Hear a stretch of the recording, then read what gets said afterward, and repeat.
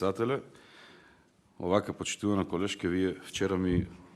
реплициравте во делот на гасификацијата. Јас не сакам многу да должам, меѓутоа имаме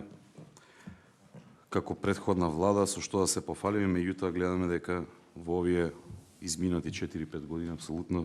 ништо не е направено. Ќе повторам неколку работи кои што вчера поради брзање затоа што сакав повеќе сегменти да опфатам, не ги кажав, и сега во делот на гасификацијата онаму каде што допревте во предходниот период, додека беше предходната влада, не оваа на Заев пред да биде Ковачевски, туку таа на Никола Груевски, се изготви идејни проекти за над 800 км гасовод и основни проекти за 370 км гасовод. Се поврза комбинирана гасна електрана Тето со системот за пренос на природен газ, со што се овозможи замена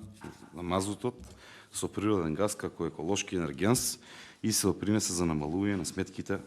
за парно. Понатаму, ова што го кажувате за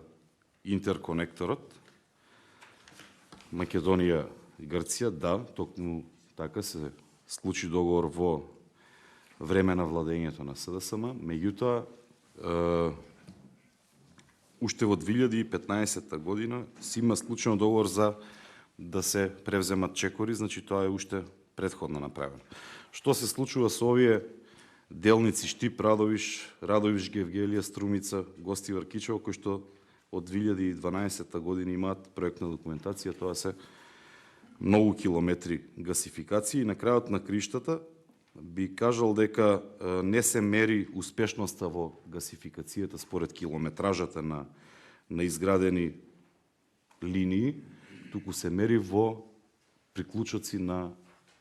таа гасоводна мрежа и функционалноста на гасоводната мрежа. Значи, ние можеме да имаме илјадници километри гасовод, илјадници цевководи, меѓутоа ако не се поврзани онаму каде што треба, се ќе ни биде залудно, така што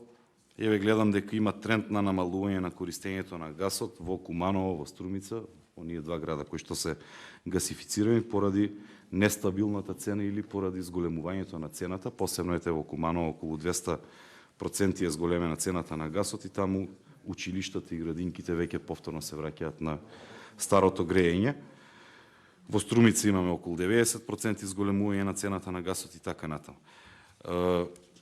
Мене ми е поентата дека господинот Бислимовски, доколку навистина сака да помогне, треба нешто веќе да почнат со реализација, затоа што парите се, како што и вчера кажав, обезбедени што од претходно,